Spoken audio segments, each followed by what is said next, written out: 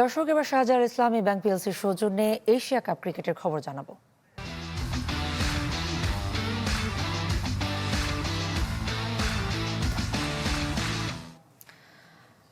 দর্শক, একদিন বিশ্রাম শেষে আজ মাঠে ফিরছে বাংলাদেশ দল।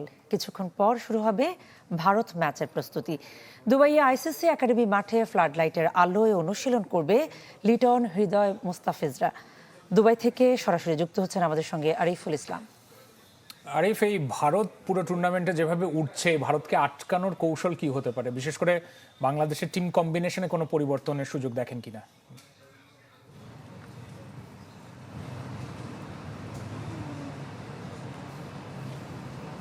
বাংলাদেশের টিম কম্বিনেশনে একটা পরিবর্তন আসতে পারে এবং পরিবর্তনের চান্সটাই সবচেয়ে বেশি। শরীফুল, তাকে বোধহয় বেঞ্চে রাখা হবে। তানজিম সাকিবকে নিয়ে গুঞ্জন রয়েছে, তাকে দেখা যেতে পারে পেস ইউনিটে।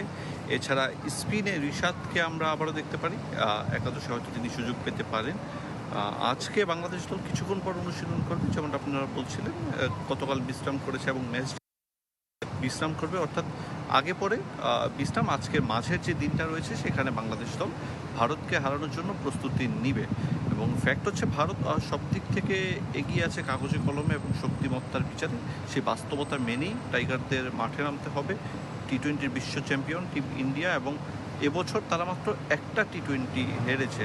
শুধুমাত্র এবছর যে তা না, যদি আমি সব মিলিয়ে বলি, 11টা টি-20 ম্যাচের মধ্যে একটা ম্যাচ তারা হেরেছে। অর্থাৎ পরিসংখ্যানে সব দিক দিয়ে ভারতীয়রা এগিয়ে। এবং গতকাল রাতেও আমরা একটা সাইক্লোন দেখেছি ভারতীয় ওপেনিং জুটির কাছ থেকে। অভিষেক শর্মা এবং শুভমান গিল যেভাবে তারা ব্যাট করেন, সেক্ষেত্রে যে কোনো বোলারদের জন্য কিন্তু চ্যালেঞ্জিং। তবে বাংলাদেশ একটা ভালো রিদমে আছে এবং তারা আগেও ভারতকে হারিয়েছে, এ ধরনের আত্মবিশ্বাস তো রয়েছে। তো সেক্ষেত্রে নিজেদের সেরা ক্রিকেটটা যদি খেলতে পারে এবং একই সঙ্গে তারা যদি ফিল্ডিংয়ে উন্নতি করতে পারে, যেমন আমরা শ্রীলঙ্কা ম্যাচে দেখেছি একাধিক ক্যাচ মিস, সেসব জিনিসগুলো উন্নতি করতে পারলে অবশ্যই ভালো কিছুর আশা করতে পারে বাংলাদেশ দলের সমর্থকরা। আরিফ, অনেক ধন্যবাদ যুক্ত হওয়ার জন্য। আরিফুল ইসলাম আমাদের সাথে যুক্ত হয়েছিলেন দুবাই থেকে।